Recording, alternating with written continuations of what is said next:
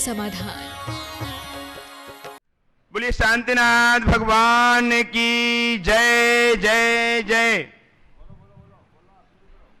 चिंतामणि पार्श्वनाथ भगवान की जय जय जय।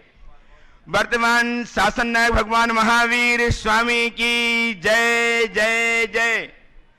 अपराधेय साधक संत श्रोमणी आचार्य भगवान विद्यासागर जी महाराज की, परम पूज्य प्रमाणिक संत महामना प्रमाण सागर जी महाराज की, परम पूज्य विराट सागर जी महाराज की, अहिंसामयी जैन धर्म की, सिद्ध क्षेत्र सिद्धवर कूट जी की।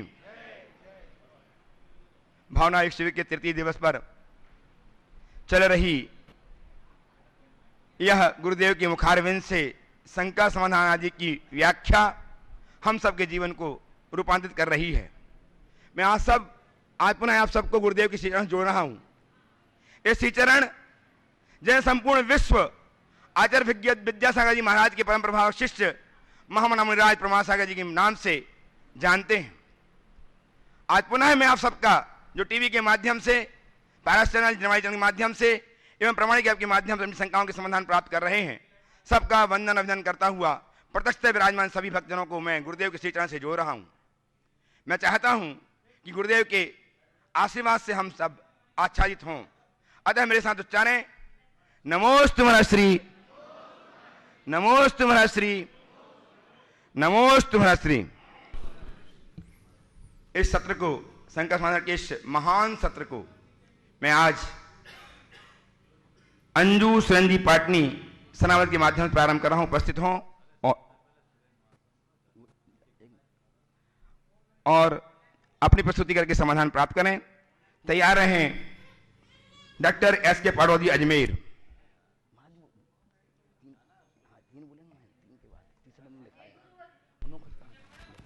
हे गुरुवर नमोस्तु नमोस्तु नमोस्तु। मेरी परिवार की ओर भी नमोस्तु। हाँ नहीं ठीक है। हे गुरुवर नमोस्तु नमोस्तु नमोस्तु। मेरी परिवार की ओर भी नमोस्तु। मेरा प्रश्न यह है कि जीवन सफल होने के लिए 3 फैक्ट्री लगाना जरूरी है। ब्रेन में आइस फैक्ट्री, जुबान में शुगर फैक्ट्री और हार्ट में लव फैक्ट्री। क्या यह भावना योग से संभव है? जीवन को सफल बनाने के लिए आपने 3 फैक्ट्री बताई। दिमाग में आइस फैक्ट्री, जबान में शुगर फैक्ट्री और हृदय में लव फैक्ट्री। ऐसा लगाएंगे तो भावना योग से क्या यह संभव है? बिल्कुल। मैं इसे दूसरे अर्थ में कहता हूँ, ये फैक्ट्री नहीं है। फैक्ट्री में तो उसे प्रोडक्ट किया जाता है जो बाहर की चीज़ होती है, समझ गए? दिमाग में ठंडक, जबान में मिठास और हृदय में प्यार आंतरिक होना चाहिए। इसे फैक्ट्री लगा करके पैदा नहीं कर सकते, इसे स्रोत खोल करके कर सकते हैं, समझ गए? सोआ होता है, पानी के नीचे छिपा होता है, पत्थर के, जमीन के नीचे छिपा रहता है, चट्टान के नीचे छिपा रहता है। चट्टान हटा दो, मिट्टी खोद के अलग कर दो तो स्रोत फूट जाता है और वो अजस्र होता है। तो भावना योग फैक्ट्री लगाने की बात नहीं करता। भावना योग हमारे उस सोए को खोलता है जिसका हमें पता नहीं।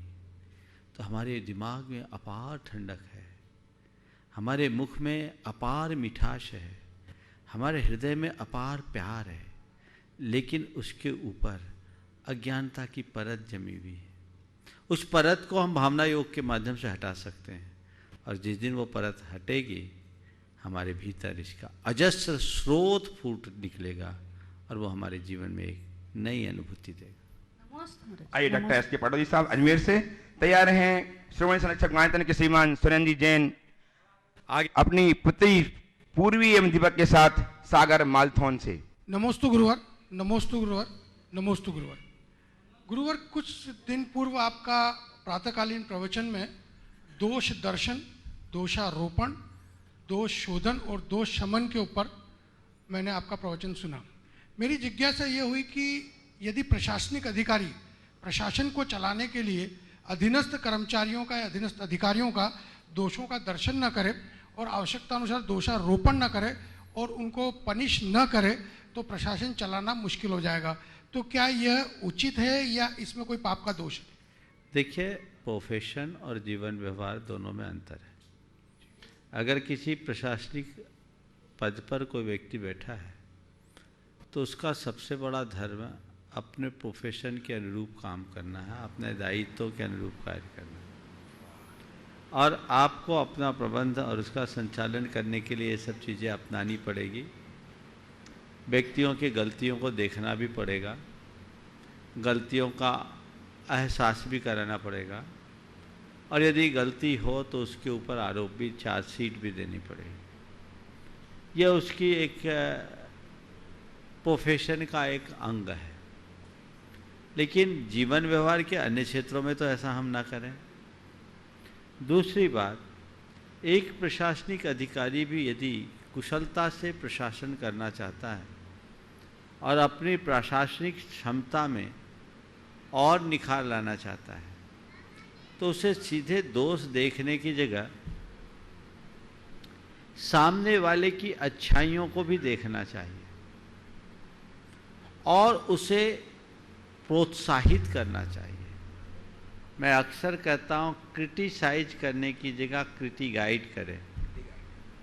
क्रिटिसाइज करने का मतलब है सीधे सीधे सामने वाले की कमजोरी प्रकट कर दो और उसकी बखिया उधेड़ दो, जबकि क्रिटिकाइड करने का मतलब है उसकी अच्छाइयों की चर्चा करते करते करते करते उसकी कमजोरी का एहसास करा दो ताकि वो उसे छोड़ सके, उससे बच सके।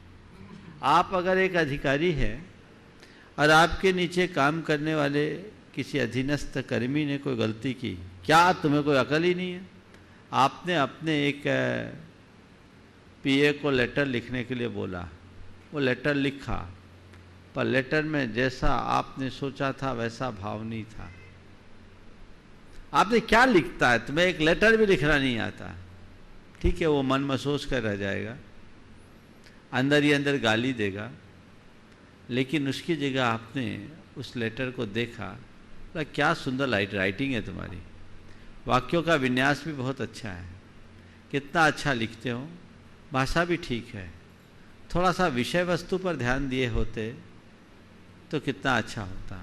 या विषय वस्तु भी ठीक है, थोड़ा भाषा का प्रवाह ठीक कर लेते, उसके वाक्य विन्यास को ठीक कर लेते तो और चार चांद लगता। आगे से तुम इसका ध्यान रखना, क्या इम्पैक्ट आएगा। तो आप एक सीख ले कि हम सामने वाले के दोष को देखे भी तो उसे दोष का इस तरह से एहसास कराए कि उसको भी पता न लगे। नमस्ते गुरु। आइए श्रीमान सुरेन जी अपनी बेटी पूर्वी दीपक के साथ गुणायतन के श्रीमान संरक्षक मालथौन निवासी सागर प्रवासी तैयार हैं श्रीमान अखिलेश जी सतभैया ट्रस्टी गुणायतन टीकमगढ़ से। परम पूज्य गुरुदेव के चरणों में पूरी सागर समाज की ओर से नमोस्तु। गुरुदेव चूंकि समूह में आया है तो युगल प्रश्न के लिए हम थोड़ी सी गुस्ताखी करेंगे। पहला प्रश्न तो राष्ट्रीयता को लेकर है। गुरुदेव, शिक्षा और स्वास्थ्य दो मूलभूत आवश्यकताएं हैं, चूंकि इनमें काफी विषमता है और सरकारी तंत्र मापदंड और क्राइटेरिया में उलझा रहता है तो लोगों को, पात्र को समय पे ये सुविधाएं नहीं मिल पाती। गुरुदेव, हम आपका मार्गदर्शन चाहते हैं, क्यों ना पूरे देश में शिक्षा और स्वास्थ्य निःशुल्क कर दी जाए, जैसा कि पश्चिमी देश हैं। पश्चिमी देशों की बाकी चीजों को तो हमने उनको अप्लाई किया है, अडॉप्ट किया है, लेकिन ये नहीं कर पाए। आपका मार्गदर्शन चाहते हैं ताकि पूरे राष्ट्र को ये मार्गदर्शन मिल सके। और दूसरा एक नॉर्मल क्वेश्चन है जो जनरल है, सभी ने शायद पूछा होगा, लेकिन फिर भी आपका हम इसमें मार्गदर्शन चाहते हैं, चूंकि एक ज्वलंत प्रश्न है समाज का कि बार बार लोग पूछते हैं इतने मंदिर उतने पंच कल्याण की आवश्यकता क्यों। गुरुदेव, देखिए, आपने शिक्षा को निःशुल्क करने की बात की और एक शब्द कहा कि पश्चिम में आज निःशुल्क है। आप अगर भारत के इतिहास को पलट करके देखेंगे तो आप पाएंगे कि शिक्षा तो हमारे भारत में ही निःशुल्क थी।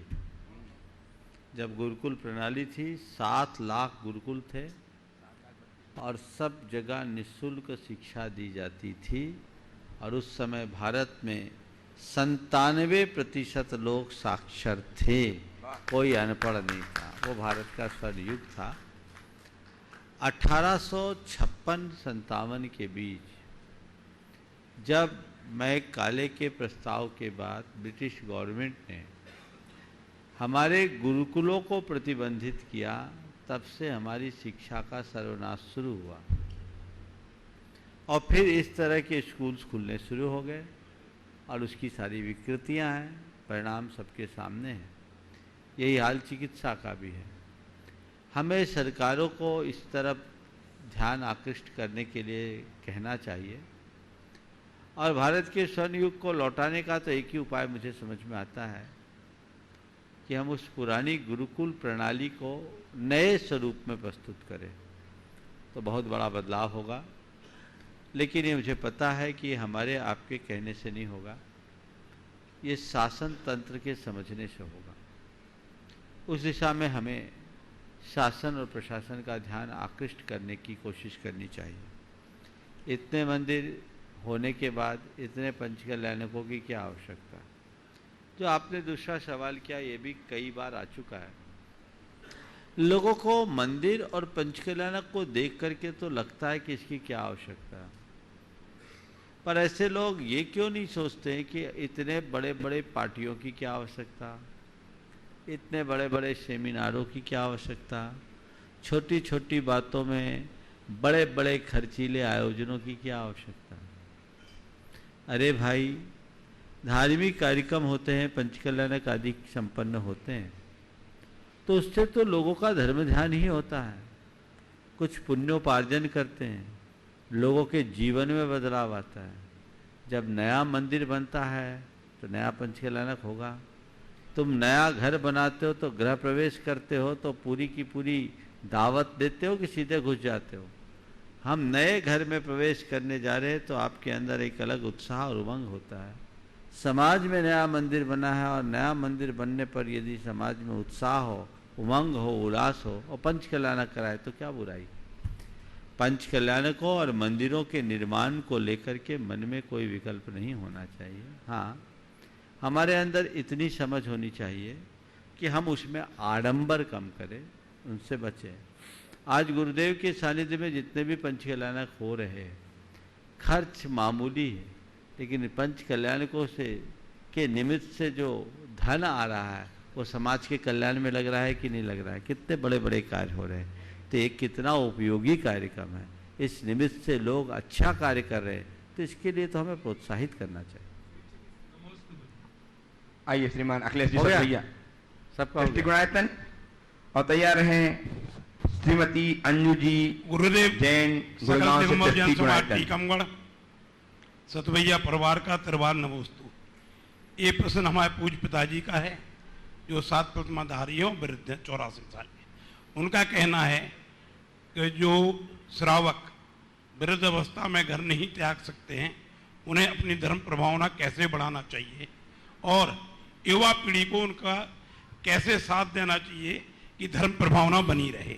देखिए, जो बुजुर्ग लोग व्रती हैं और किन्हीं कारणोंवश घर नहीं त्याग पा रहे, तो उन्हें अपनी साधना के लिए सबसे पहला प्रयास ये करना चाहिए कि वे अपनी अलिप्तता को बढ़ाए, घर में रहते हुए भी न रहने जैसी स्थिति में लाए, अपना इन्वॉल्वमेंट खत्म कर दे, किसी भी कार्य में रचे पचे नहीं, अपना काम से काम करे, समय पर भोजन करे, बाकी समय अपना स्वाध्याय, जाप, पाठ, चिंतन, भजन, अपनी साधना करे।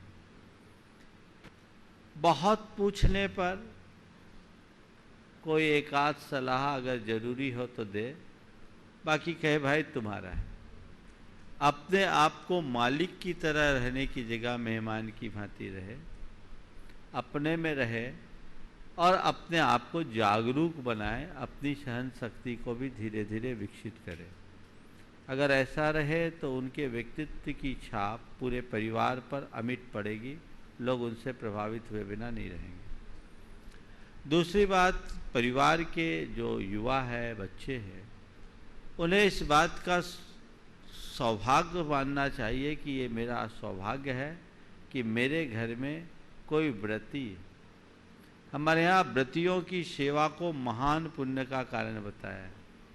तो यदि कोई व्यक्ति किसी के घर में व्रती है और उसकी सेवा करता है तो वो देवायु का बंद करता है, साता वेदनी का बंद करता है। ये तो मेरे लिए कल्याणकारी है।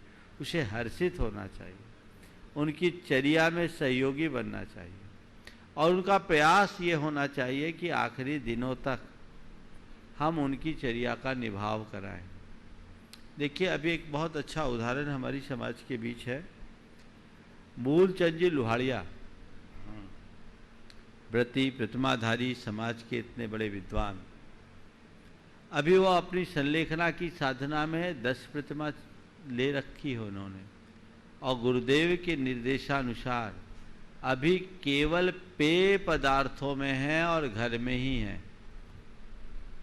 केवल पेय पदार्थ, और पेय पदार्थ में भी उनमें खुद में इतनी जागरूकता है कि वो पानी की मात्रा दिनों दिन बढ़ा रहे, बाकी पेय को घटा रहे। और उनका पूरा परिवार उनकी सेवा में लगा और वो खुद में बहुत जागरूक है। गुरुदेव ने केवल इतना कहा था कि अभी गर्मी का समय है, ये काम अभी घर पे रह के करो, फिर समय पर मैं संकेत दूंगा। तो वो साधना कर रहे और घर उसमें सहयोगी बन रहा है। घर का एक एक सदस्य इस बात के लिए सचेत है कि हमें अपने पिता की या हमें अपने दादा की अच्छे तरीके से संलेखना कराना है। ये मोह में नहीं कि नहीं आप तो ये ले लो वो ले लो, नहीं। और वो महसूस कर रहे, 2-3 दिन पहले ही मेरे पास मैसेज आया कि वो कहते हैं अब मेरी बॉडी की रिक्वायरमेंट भी कम हो रही है, मुझे अब धीरे धीरे और कम करना है। तो ये बात सच है कि आखिरी दिनों में हमारे शरीर की जो आवश्यकता वो घटने लगती है। मन अगर साधना में जोड़ ले तो ठीक। तो इस तरह का उपक्रम करना चाहिए। मोह माया में फंसकर उनके व्रतों में बाधक नहीं बनना चाहिए या उनको हतोत्साहित करने का प्रयास नहीं करना चाहिए। यदि ऐसा करेंगे तभी हम उनकी सच्ची सेवा कर सकें। नमोस्तु। आइए श्रीमती अंजू जी गुड़गांव से ट्रस्टी गुणातन तैयार हैं। श्रीमान आशीष जी जैन कुवैत से, निवासी भोपाल।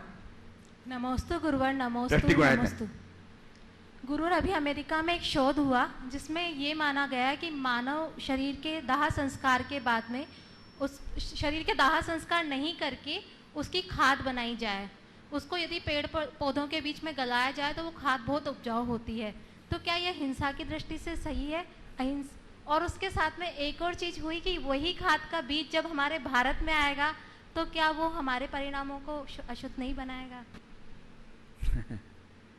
देखिए, ये एक अपनी सोच है।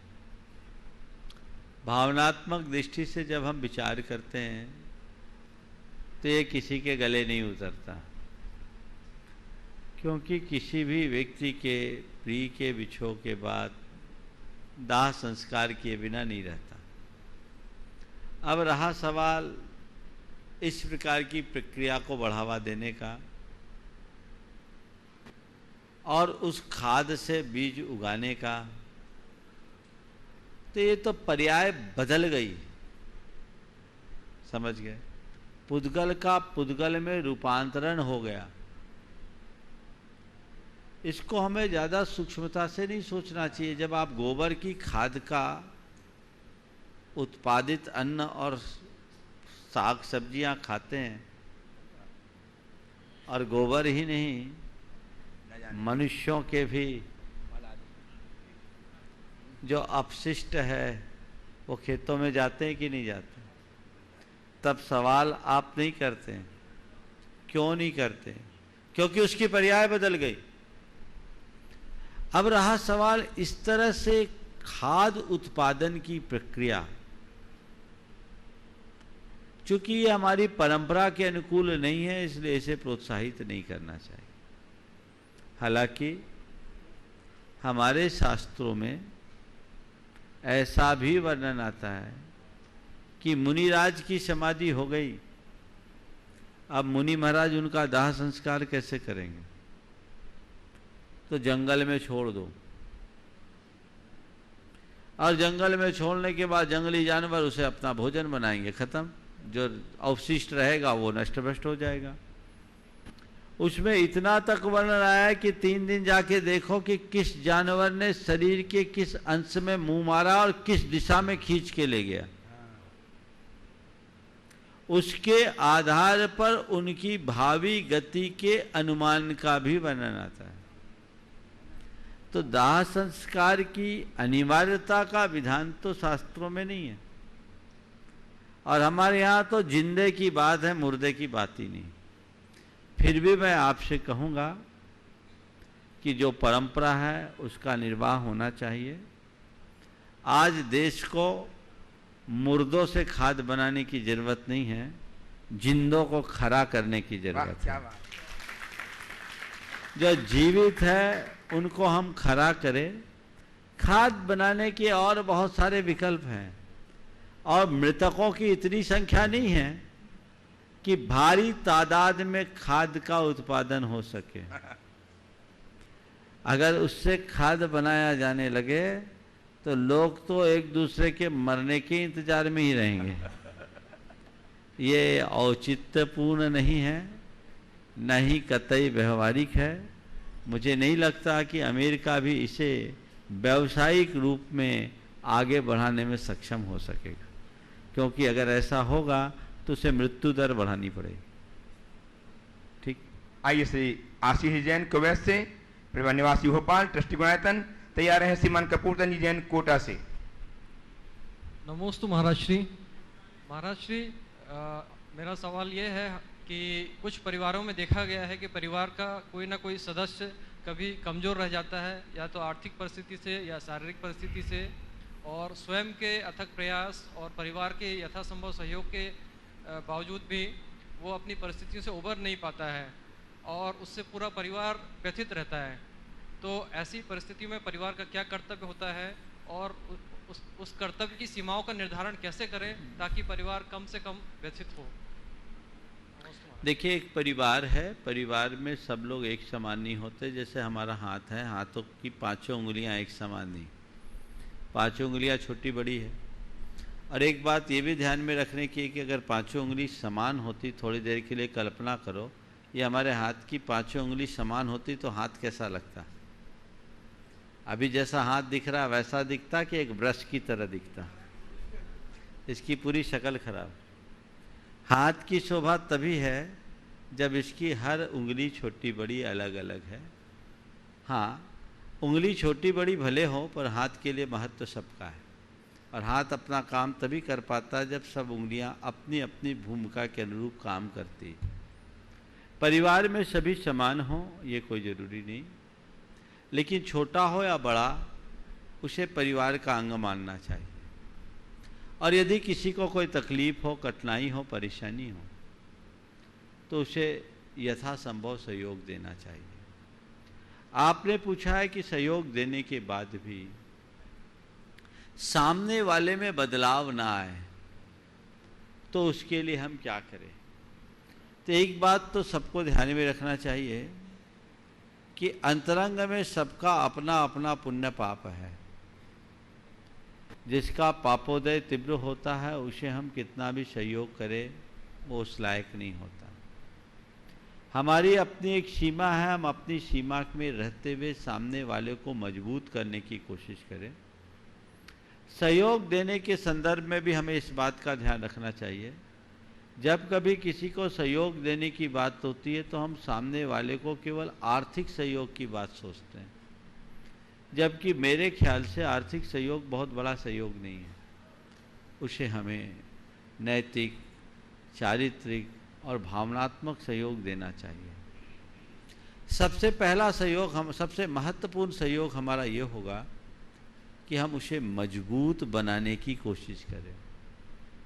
जिस क्षेत्र में वो कमज़ोर है उस क्षेत्र में हम उसे मजबूत बनाएं, उसे उस तरह से मोटिवेट करें, उसे हम बैसाखियों के बल पर चलने लायक बनाने की जगह लड़खड़ाते ही सही अपने पैरों पर खड़ा होकर चलने की कला सिखाएं। ये हमारा प्रयास होना चाहिए। और यदि हमने इस तरह के योजनाबद्ध कार्य कर लिए तो आज जिसे हम सहयोग दे रहे हैं कल वो स्वयं सहयोग देने लायक बन जाएगा। अक्सर तकलीफ तब होती है जब लोग सहयोग के नाम पर केवल आर्थिक सहयोग देना शुरू कर देते हैं और सामने वाले के उससे क्रियाशीलता प्रभावित होती है और दिनों दिन अपेक्षाएं बढ़ती जाती। उत्तरोत्तर बढ़ती हुई अपेक्षा के परिणाम स्वरूप वे अपना विकास नहीं कर पाते और रिश्तों में खटास आ जाती है। तो हमें ये कोशिश करनी चाहिए कि सामने वाले की अपेक्षाएं भी न बढ़े और उसकी उपेक्षा भी ना हो, हम उसे मजबूत बना करके आगे बढ़ सकें, ये प्रयास हो। और यदि हमारे अंदर प्रेम हो, संवेदना हो, तो ये बातें सहज रूप से हो सकती है। नमस्ते महाराज। आइए श्रीमान कपूरचंद जी कोटा से तैयार हैं श्रोमणी संरक्षक गणायतन के श्रीमान सुरेश जी लुधियाना से। रुको, बोलो। नमस्ते महाराज। नमस्ते महाराज श्री, आप भावना योग से संबंधित एक प्रश्न है कि यदि किसी के प्रति कसाई रहती है, एक की दूसरे के प्रति रहती है, लेकिन सामने वाला उससे अनभिज्ञ है, उसे नहीं मालूम कि सामने वाला उससे कसाई कर रहा है, तो क्या भावना योग के माध्यम से हम कुछ कर सकते हैं क्या? 100% कर सकेंगे। कल मैंने कहा था डिवाइन फॉरगिवनेस पर जो काम चल रहा वो यही है। आप मन से क्षमा मांगिए, क्षमा करिए, क्षमा मांगिए, क्षमा करिए। सामने वाले के मन में यदि आपके प्रति कोई द्वेष होगा तो उसका हृदय परिवर्तित हो सकता है और हो सकता है वह भी आपको क्षमा करने के लिए तैयार हो जाए। आइए श्रीमान कपूरचंद जी जैन कोटा से तैयार हैं श्रीमान सुरेश जी जैन लुधियाना से श्रोमणी संरक्षक गणायतन। गुरुवर के चरणों में पुनि पुनि नमन। गुरुवर, एक समय था जब मंत्र काम करते थे, उसके बाद एक समय आया जिसमें तंत्र काम करते थे, फिर समय आया जिसमें यंत्र काम करते थे, और आज के समय में कितने दुख की बात है कि सिर्फ षड्यंत्री काम करते हैं। तो गुरुवर, मेरी जिज्ञासा है, इस पंचम काल के मतलब युग में मंत्र, तंत्र, यंत्र, षड्यंत्र को छोड़कर आपके द्वारा, केवल मात्र आपके द्वारा ही एक विश्व स्तरीय मंगल भावनाओं की रचना की गई है। इसको जैनों तक ही नहीं बल्कि जन जन तक प्रचार एवं प्रसार कैसे किया जाए, जो सभी समाज का एक आवश्यक अंग एवं पोषक हिस्सा बने, इसके लिए मार्गदर्शन दीजिए। देखिए, मंत्र, तंत्र, यंत्र तो छूट गया, षड्यंत्र बन गया।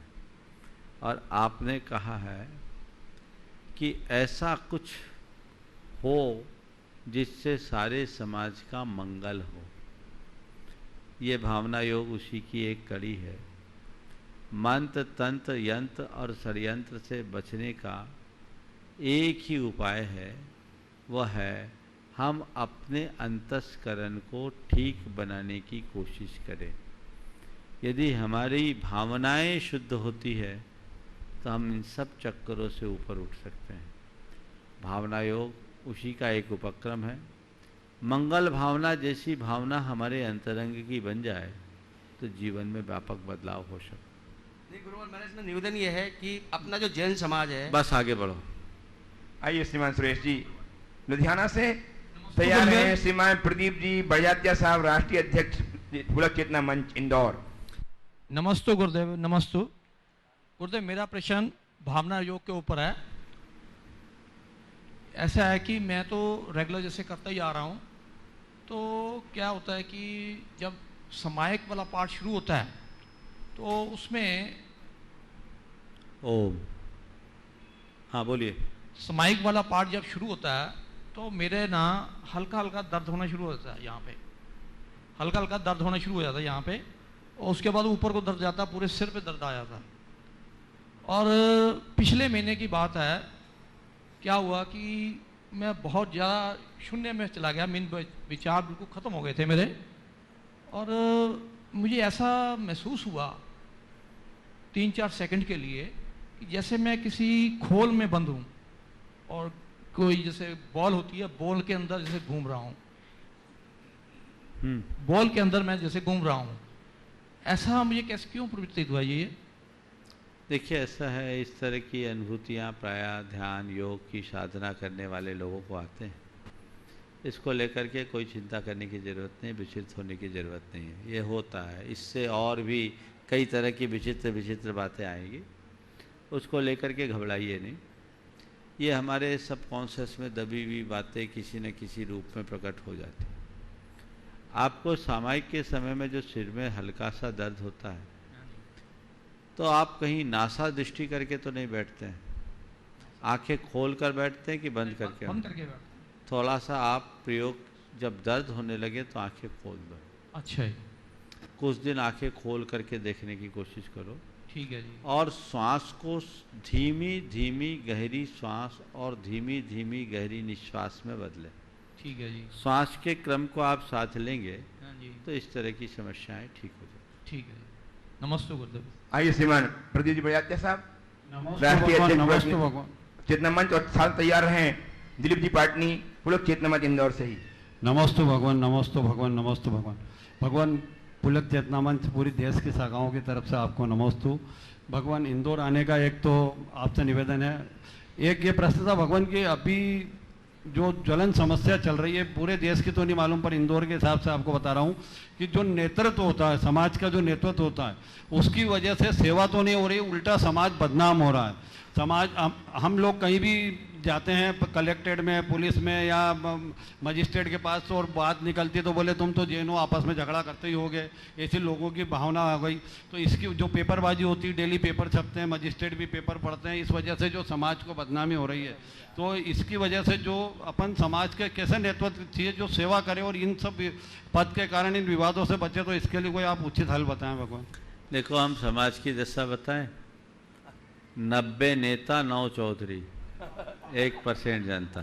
सही है भगवान। अब जब ज़्यादा नेता पैदा हो जाते हैं तो यही स्थितियां होती हैं, और जब ऐसा होता है तो समाज का प्रभाव समाप्त हो जाता है। आपने पूछा ऐसे में हम क्या व्यवस्था में परिवर्तन करें। जी भगवान। मेरा तो ये कहना है कि जिस समाज में इस तरह की क्षुद्र राजनीति पनपे, उस समाज के भविष्य को सुरक्षित रखने के लिए समाज के युवा वर्ग को आगे आना चाहिए और एक सूत्रता में अपनी समाज को नेतृत्व देना चाहिए। आपके इंदौर शहर के ही एक मंदिर की कमेटी को लेकर बहुत खींचातानी थी। मैं रतलाम में था, रोज कोई ना कोई महिला मंडल रतलाम में आता था इंदौर से। वहाँ के महिला मंडल ने, शायद संकट समाधान में भी ये बात उठी थी, महिला मंडल ने आके कहा महाराज हमारे यहाँ कमेटियाँ तो आपस में लड़ती है, हम महिलाएं सब एक हैं, आप बताओ हम क्या करें। तो मैंने उनसे कहा था जाके अपने कमेटी को अल्टीमेटम दो कि यदि तुम सुधरते हो तो सुधरो, नहीं तो हम एक होकर के तुम्हारा तख्ता पलट देंगे, समाज बदल जाएगा। बात इसी दिशा में आनी चाहिए, अन्यथा समाज को बहुत नुकसान होगा। समाज को नेतृत्व देने की भावना बुरी नहीं है, लेकिन नेतृत्व के ओट में अपनी महत्वाकांक्षा की पूर्ति करना और उससे समाज के हितों को सार्वजनिक रूप से नष्ट कर देना अच्छी बात नहीं है। जो बातें आपने कही है निश्चित है इससे हर किसी को पीड़ा होती होगी। तो इसके लिए हम उम्मीद रख सकते हैं समाज की नई पीढ़ी से, युवा वर्ग से, जो नई सोच लेकर के आए और एक नई दिशा में आगे बढ़े। नमस्ते भगवान। दिलीप जी उपस्थित हैं, तैयार रहें। श्रीमान एनएल जैन साहब, ट्रस्टी गुणायतन जयपुर से। नमोस्तु भगवान, नमोस्तु नमोस्तु नमोस्तु भगवान। सबसे पहले तो निवेदन है कि इंदौर की गुरु भक्त समाज आपका पलक पावड़े बिछाकर इंतजार कर रही है। भगवान आप इंदौर पधारे और हम सबको तारे। इसी निवेदन के साथ भगवान मेरी शंका ये है कि शमशान की राख देखकर मन में यह ख्याल आया कि सिर्फ राख होने के लिए इंसान पूरी जिंदगी दूसरों से कितनी बार जलता है। हम ऐसा क्या पुरुषार्थ करें कि हमारे मन में से ये जलन की भावना खत्म हो जाए। बहुत अच्छी बात। ऐसा क्या पुरुषार्थ करे कि मन से जलन की भावना खत्म हो जाए। एक सीधा सा उपाय जो आपके सवाल में है, न मेरा एक होगा न तेरा लाख होगा, न मेरा एक होगा न तेरा लाख होगा, मेरा भी खाक होगा तेरा भी खाक होगा, सब राख होगा। ये लाइन दोहराते रहो, अंत में तो राख होना ही है। यदि मनुष्य सच्चाई को आत्मसात कर ले तो फिर उसके सामने इस तरह की दुर्बलताएं हावी नहीं हो। नमस्ते। आइए श्रीमान एलियन साहब, ट्रस्टी गुणायतन जयपुर से तैयार रहें। श्रीमान प्रोफेसर यश जी सेठी बड़वानी से। परम पूज्यवर, बारंबार नमन। महाराज श्री, आपके प्रवचनों के माध्यम से या पढ़ने के माध्यम से भी ये सुना है कि व्यक्ति हमेशा आत्मनिर्भर होना चाहिए आत्मविश्वासी होना चाहिए और वो ये आवश्यक भी है, लेकिन इसके बिना यदि व्यक्ति अगर नहीं हो तो उसको आत्मविश्वासी कैसे दिखाए दूसरों को? व्यक्ति के अंदर आत्मविश्वास ना हो तो आत्मविश्वास कैसे जगा, ये पूछ रहे हैं कि व्यक्ति को आत्मविश्वासी है ये कैसे दिखाएं? नहीं, दिखाना महाराज जी, दिखाने के लिए आत्मविश्वासी अपने ये व्यक्ति आत्मविश्वासी है या नहीं ये दिखाने की जरूरत क्या है? आत्मविश्वासी व्यक्ति की चर्या और क्रिया ही उसके आत्मविश्वास को प्रकट कर देती है, और यदि हमें जताना पड़े कि आत्मविश्वासी तो इसका मतलब उसके अंदर विश्वास नहीं। नमस्ते महाराज। आइए श्रीमान प्रोफेसर यशवी शेट्टी बड़वानी, शरण मुनि भक्त, और तैयार हैं डीके जैन मोहारा से, देवदर म्यूजिकल ग्रुप टीकमगढ़। नमोस्तु महाराज श्री, नमोस्तु नमोस्तु नमोस्तु। बोलो महाराज श्री, इलायची के दाने सा मुकद्दर अपना, महक उतनी बिखरी पीसे गए जितना। इलायची के दाने सा मुकद्दर अपना, महक उतनी बिखरी पीसे गए जितना। महाराज जी, ईश्वर की न्याय की चक्की में अगर कर्मों की पिसाई हो तो उसके साथ ऐसा क्या मिला है कि बार बार पीसने के बाद भी इलायची सी महक आ जाए? क्या बात है। ईश्वर की न्याय की चक्की में अगर पिसाई हो तो उसमें क्या मिला है कि बार बार पीसने के बाद भी इलायची सी महक हो? देखिए, हमने सत्पुरुषों के चरित्र को पढ़ा है और उन्हें जितना पीसा गया है शायद सामान्य लोगों को नहीं पीसा गया है। आज रामचंद्र जी जैसे का वनवास होता है, आदिनाथ जैसे कि 6-6 महीने को आहार नहीं मिलता, और पारसनाथ जैसे के ऊपर 7-7 दिन का उपसर्ग होता है।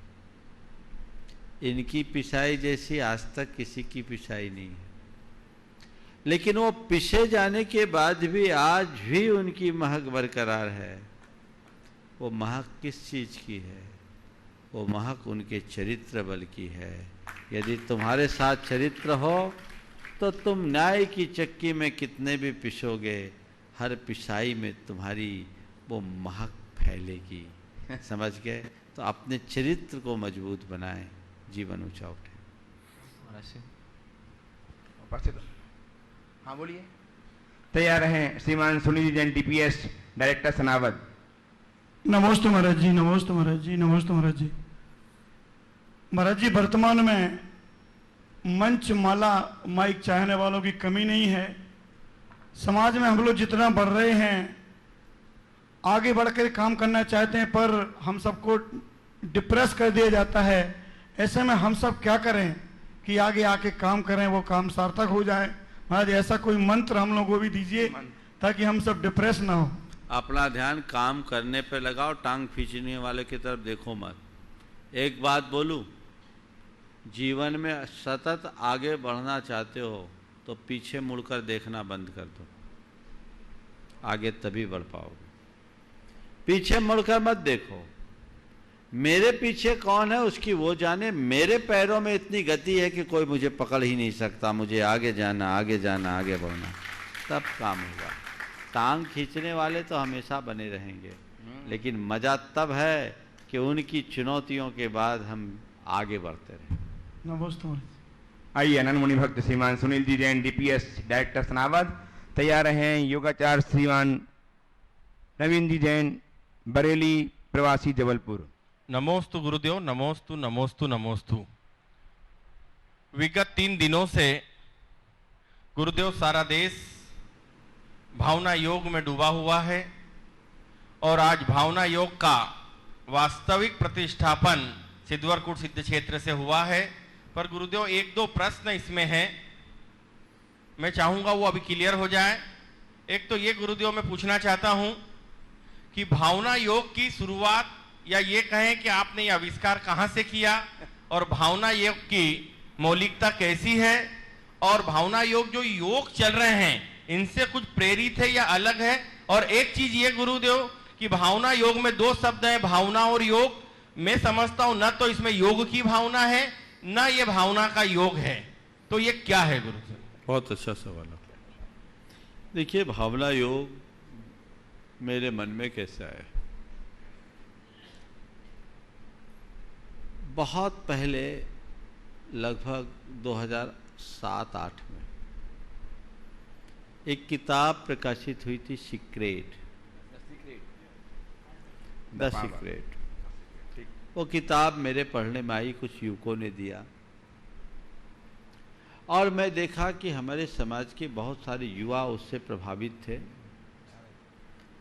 अनेक मोटिवेशनल्स उसके कोर्सेस चला रहे थे।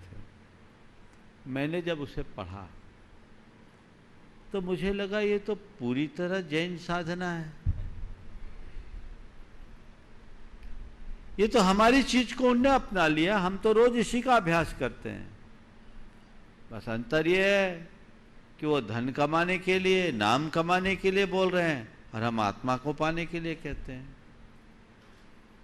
तो लॉ ऑफ अट्रैक्शन के उस नियम को मैंने जब पढ़ा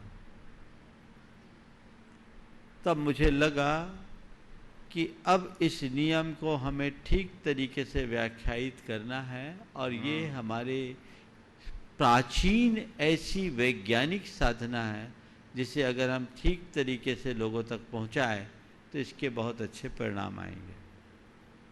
उस समय मेरे मन में आया था कि एक मुझे पुस्तक लिखनी चाहिए जिसका नाम हो भावना योग। मेरे मन में उस समय भावना योग शब्द आया, ये 2007 की बात है।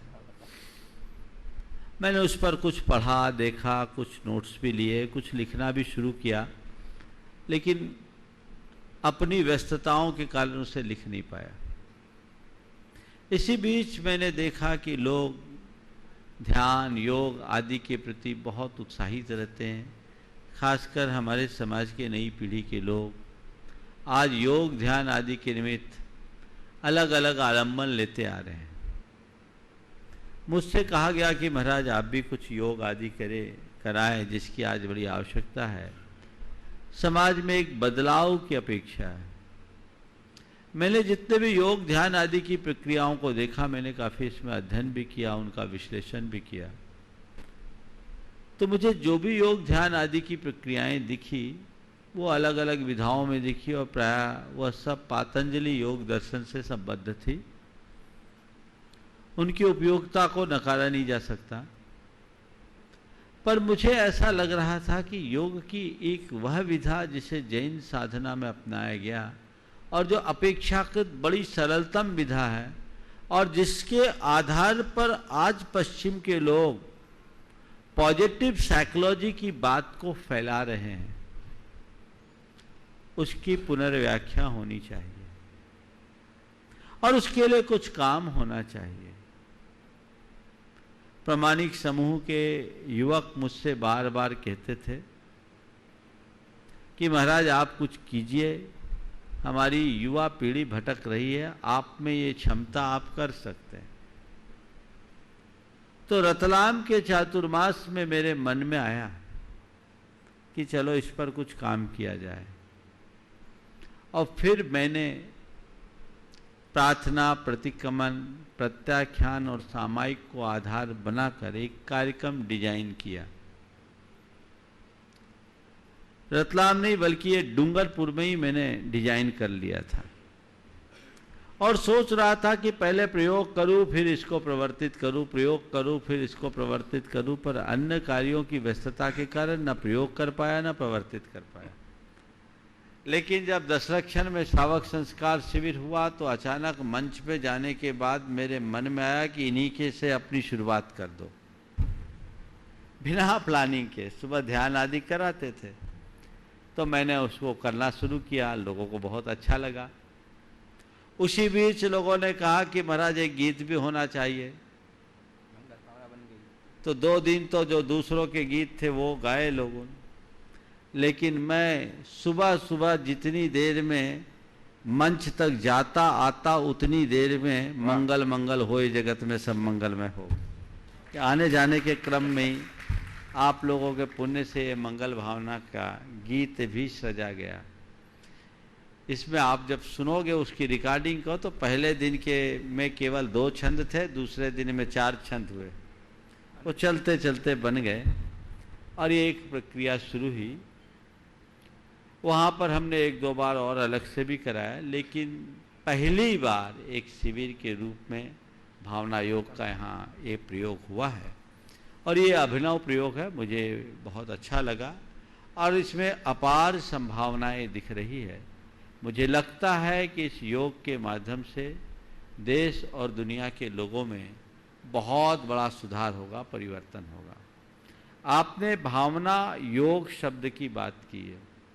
देखिए, ये योग प्रचलित योग की तरह नहीं है। योग के संदर्भ में जब भी बात आती है तो या तो शारीरिक योग की बात आती है या ध्यान की बात आती है। भावना योग में इन दोनों चीज़ों का स्थान नहीं है। मैंने योग शब्द को दूसरे अर्थ में लिया है। योग शब्द संस्कृत के युज धातु से बना है। युज जो योग मिलाए, जोड़ा करे, जो मिलन कराए। तो मैं भावना योग में योग शब्द इसलिए रखा, ऐसी भावना जो आत्मा का आत्मा से योग करा दे, सम्मिलन करा दे, वो भावना योग। तो भावना योग को उसी संदर्भ में देखना चाहिए। ये त्रिदिवसीय योग शिविर, भावना योग का शिविर यहाँ संपन्न हुआ, जिसमें थोड़ा सा योग भी आप लोगों के लिए कराया गया। आप उसका लाभ लिए। बहुत लोगों में एक अच्छी रुचि जगी है। लोगों ने संकल्प भी लिया है कि हम नियमित घर जाकर भावना योग का प्रयोग करेंगे। तो ऐसे ही अपना प्रयोग करते रहें और धीरे धीरे हम इसे विस्तारित करें।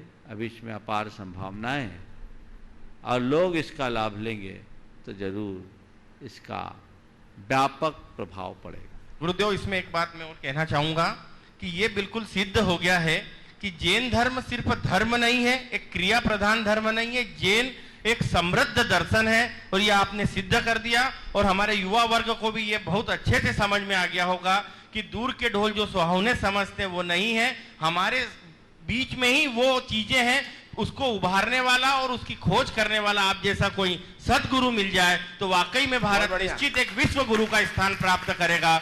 और मोटिवेशन और योग के नाम से जो करोड़ों अरबों रुपए का व्यापार हो गया है, उस व्यापार से हटकर हम हमारे आत्मा की ओर जाएं और जीवन को एक सफल बनाएं। और गुरुदेव, योग इसके साथ जो आपने करवाया, मैं सोचता हूँ एक वार्म अप था भावना योग को करने के लिए। नमस्ते गुरुदेव। देखिए, मैं एक बात कहूँगा इस विषय में। इस शिविर के जो 3 दिन के प्रवचन है उसे लोग एक बार जरूर सुने। ये प्रवचन एक प्रकार का शोध है। इन प्रवचनों से आपको पता लगेगा कि वस्तुतः भारत की संस्कृति में मन के ऊपर कितना अध्ययन हुआ है और जैन दर्शन का मनोविज्ञान क्या है। आज जो क्रेडिट हम पश्चिम के लोगों को देते हैं वो हमसे सीखने वाले लोग हैं और हमको इसका पता नहीं। आपको इसका पता लगेगा। मैं चाहूँगा कि हर व्यक्ति तक ये प्रवचन पहुँचे। प्रमाणिक ऐप और यूट्यूब में उपलब्ध है ना? क्यों भाई? प्रवचन उपलब्ध है ना? प्रमाणिक ऐप पे अवेलेबल है, यूट्यूब में अवेलेबल है।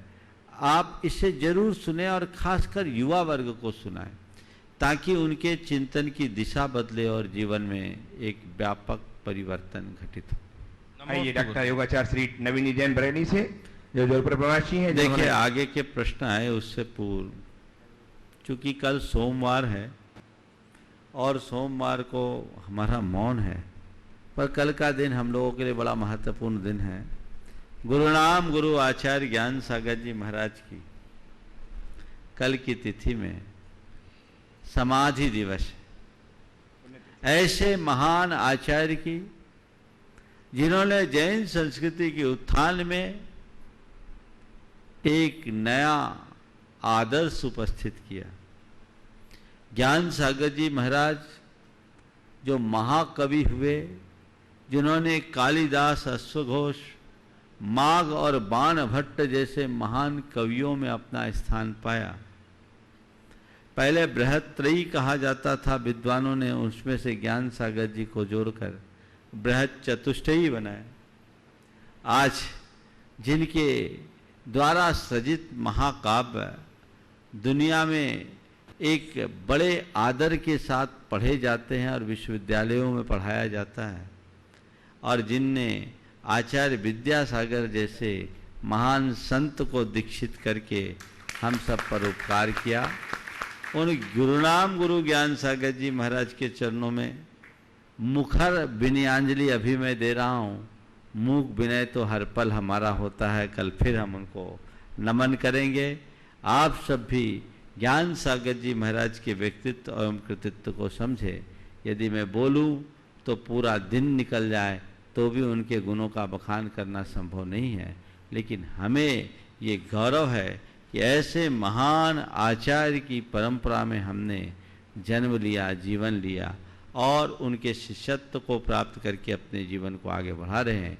उनके प्रति हम जितनी भी विनयांजलि प्रकट करें वो कम।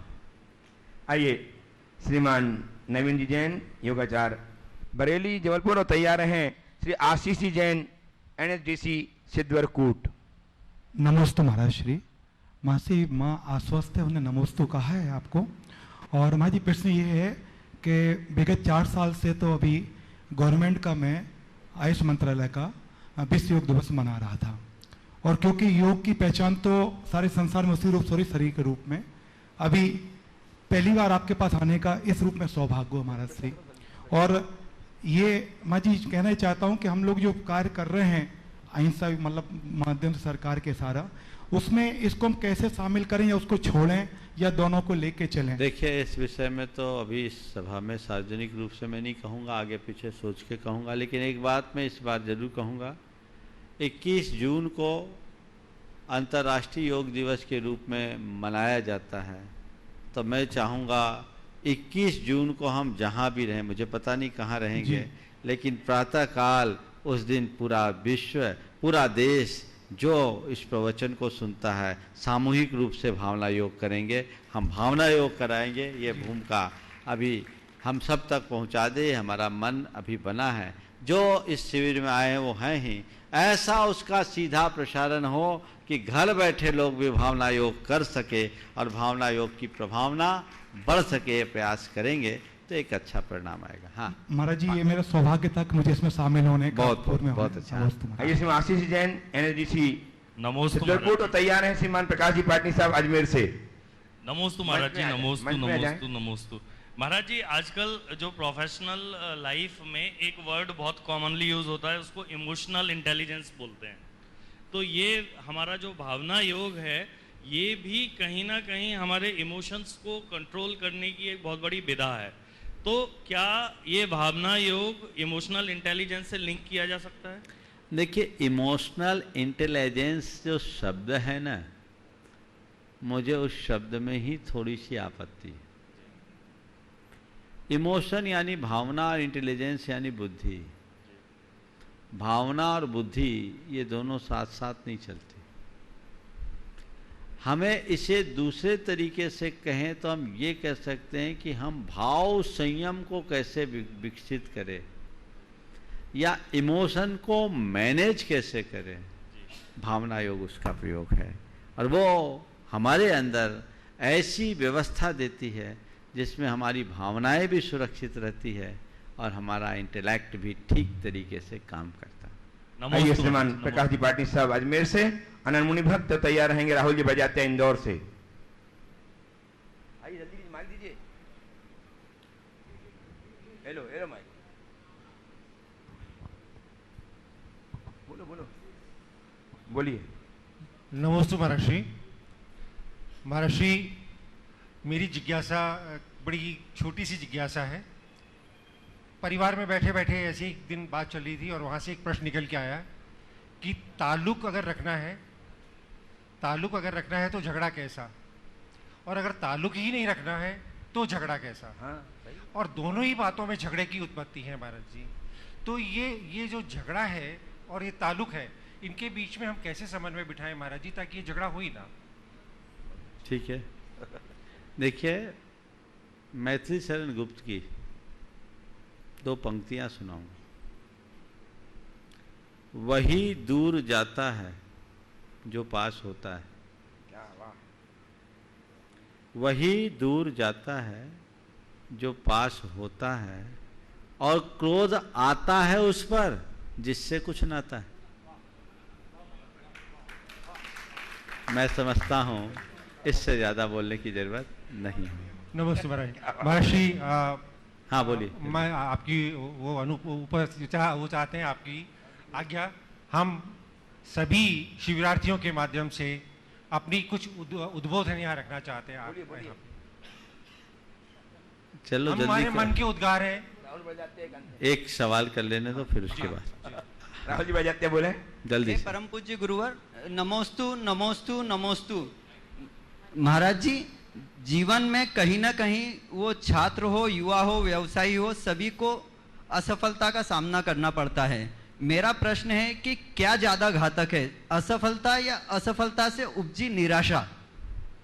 देखिए, असफलता और असफलता से उपजी निराशा, मेरी दृष्टि में असफलता हमारे लिए घातक नहीं है। हमने असफलता को सफलता का विरोधी मान लिया ना, इसलिए हमें नुकसान होता है। मेरी राय में असफलता सफलता का विरोधी नहीं है, अपितु असफलता सफलता का बीज है। और ये अगर हम समझ लें तो मन में कभी निराशा नहीं होगी, हम असफलता में भी सफलता का मंत्र खोज लें। इनके वक्तव्य के बाद तैयार रहेंगे श्रीमान सुरेश जी, देवजय गौशाला टीकमगढ़। जल्दी से 1 मिनट है। महर्षि, 3 दिवसीय भावना योग शिविर का समापन आज यहाँ होने जा रहा है। मैं तो ये नहीं कहूँगा समापन, मैं तो ये कहूँगा कि भावना योग का प्रारंभ यहाँ से होना जा रहा है। हम सभी शिविरार्थी, आज हमारे लिए बड़ा सौभाग्य की बात है कि हम आपके मार्गदर्शन और आशीर्वाद से आप इसमें यहाँ हैं। तो हम लोग सब अपनी भावना प्रेषित करना चाह रहे हैं। महाराज जी, हम सबसे निवेदन करेंगे कि आप सब अपने स्थान पर खड़े हो जाएं 1 मिनट के लिए और दोनों अपने हाथ जोड़ लें। हम यहाँ से 1 लाइन बोलेंगे और उसके बाद आप 1 लाइन बोलें। हाँ। हे परम पूज्य गुरुदेव, हे महामुनिराज, नमोस्तु नमोस्तु नमोस्तु। हे गुरुवर, आपकी प्रेरणा एवं आशीर्वाद से इस सिद्ध क्षेत्र की पावन धरा पर आयोजित भावना योग शिविर में भाग लेने का अवसर हमें प्राप्त हुआ। महाराष्ट्री भावना योग अमूल्य निधि के माध्यम से आपने हमें लॉ ऑफ अट्रैक्शन एवं ऑटो सजेशन जिस वैज्ञानिक एवं सरल तरीके से हमारे जीवन को सकारात्मक, शांत, सहन एवं संयत बनाने के लिए सृजित किया है, जिसके माध्यम से हम अपने स्वयं एवं समाज का, समुदाय का एवं देशवासियों के जीवन को सकारात्मक, शांत एवं संयत बना सकें। हे गुरुदेव, हम सभी शिविरार्थी भावना योग की इस अमूल्य निधि को पाकर गौरवान्वित महसूस करते हुए संकल्प करते हैं कि आपके मार्गदर्शन के अनुसार भावना योग का अभिनव प्रयोग प्रतिदिन जारी रखेंगे। हे गुरुवर, आपकी प्रेरणा एवं आशीर्वाद के लिए हम सभी शिविरार्थी अपने हृदय की गहराइयों से वंदन नमन करते हुए कृतज्ञता प्रेषित करते हैं। नमोस्तु नमोस्तु नमोस्तु महाराज श्री।